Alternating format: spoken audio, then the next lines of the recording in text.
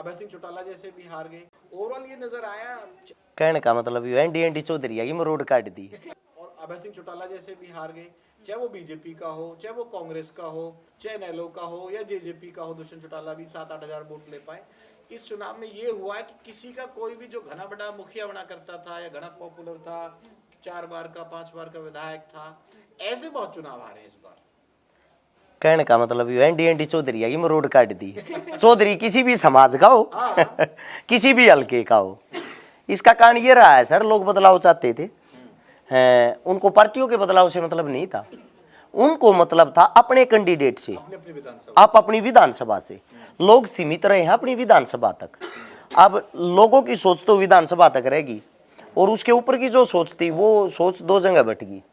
Bharatiya Janata party का लक्ष्य था सरकार बनाना, सीधा साफ सुथरा, क्योंकि उनके जितने फैसले लिए जाते हाईकमान से, सीएम बनाएगा हाईकमान, मंत्री बनाएंगे हाईकमान, टिकट देगी हाईकमान।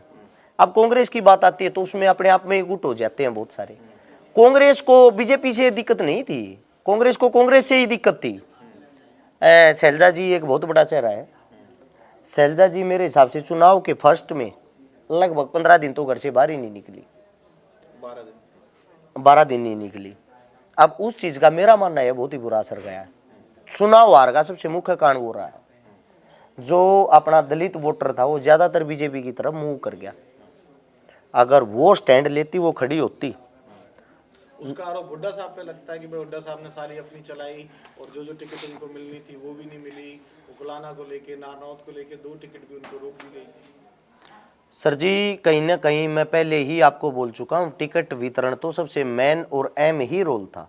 अगर टिकट वितरण सही होता शायद कांग्रेस की 76 सीटें भी आ सकती थी।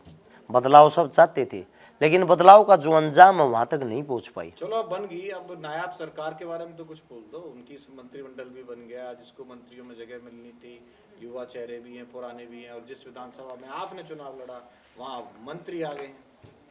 मंत्री साहब अब दिखाई नहीं देंगे 5 साल तक, ये मेरा वादा है। ये मैं लिख के दे सकता हूँ आपको। अच्छा जी, अगले चुनाव में मिलेंगे 2029 में। और आपका जो पहला सवाल नहीं, जवाब ये होना चाहिए कि ये बात सच थी, दिखाई नहीं दिए 5 साल तक। के बाद जवाब दूंगा ना, अभी तो रिकॉर्ड करके रखूंगा।